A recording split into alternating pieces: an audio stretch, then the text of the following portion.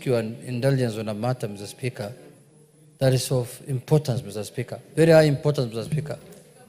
Mr. Speaker, Parliament has been under attack, Mr. Speaker, for quite some time now. From certain quarters, Mr. Speaker, the religious leaders and other groups, Mr. Speaker. Mr. Speaker, we are not here by accident. We are not members of Parliament by accident, Mr. Speaker. We were elected by the people of Kenya, Mr. Speaker. And Mr. Speaker, some of the positions that are sought after in this country, Mr. Speaker, is to be a member of Parliament. Including religious leaders, contest for these positions, Mr. Speaker. During the elections, every constituency has a minimum of 10 to 15 aspirants, Mr. Speaker. Minimum. Some more, 20, 30.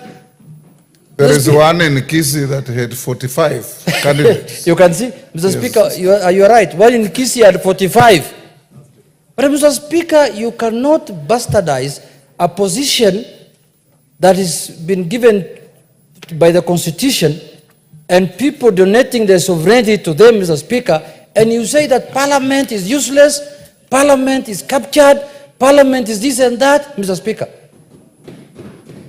Mr. Speaker, just now, this afternoon, this sitting where we are today, we have just passed almost 5 bills, Mr. Speaker, that you read the third reading. Very important bills. Very important bills. Bills on higher education, bills on finance, Public Finance Management Act. All those bills, Mr. Speaker, are being passed in this House to make the lives of the citizens of this country better, to help the governance of this country, to make the things easier for the Kenyans so that they can get services from the executive, Mr. Speaker.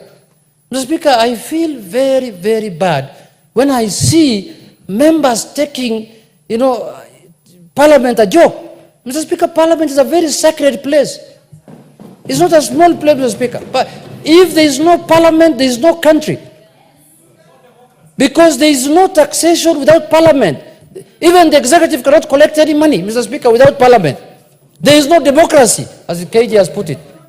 Mr. Speaker, it has become now a fashion that people just stand on a queue, look for the media and say, oh, Parliament has failed, Parliament, without pinpointing and telling us what have we failed in. What is this that you expected of us that we have not done, Mr. Speaker?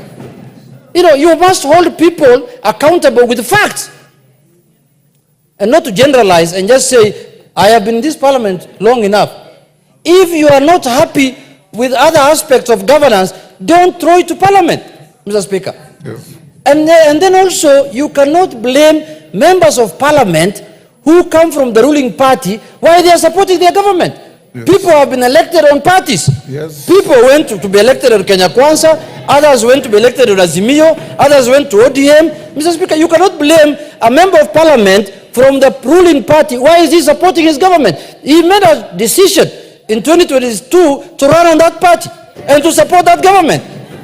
Mr. Speaker, this is the place we need to speak. If the church can speak in the church, we will also speak in Parliament.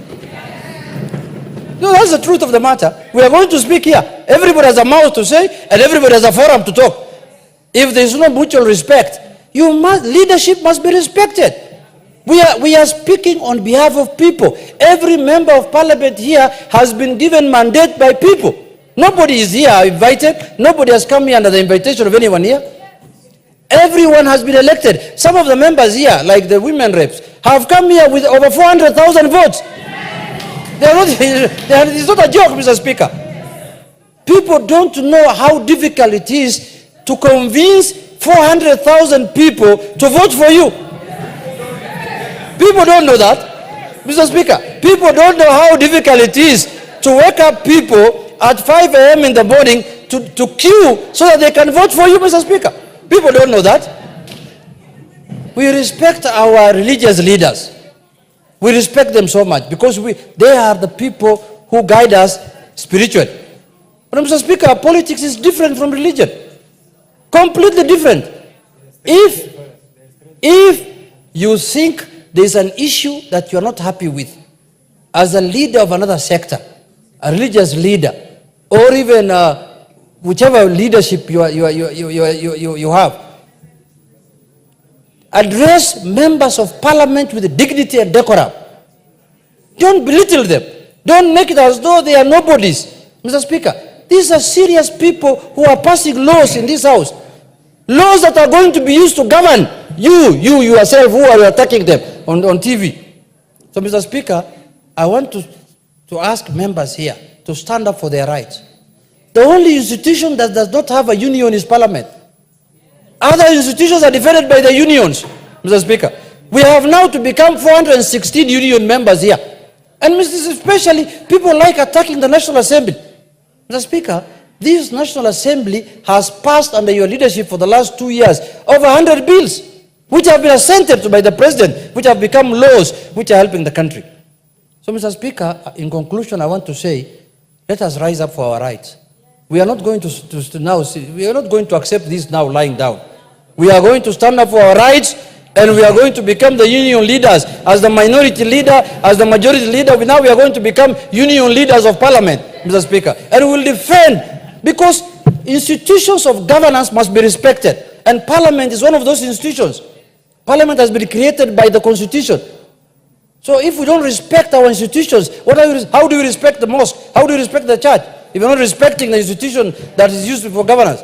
With those few remarks, Mr. Speaker, I want to urge people outside there to be respectful. Otherwise, you will know why chicken doesn't have milk. Thank you very much.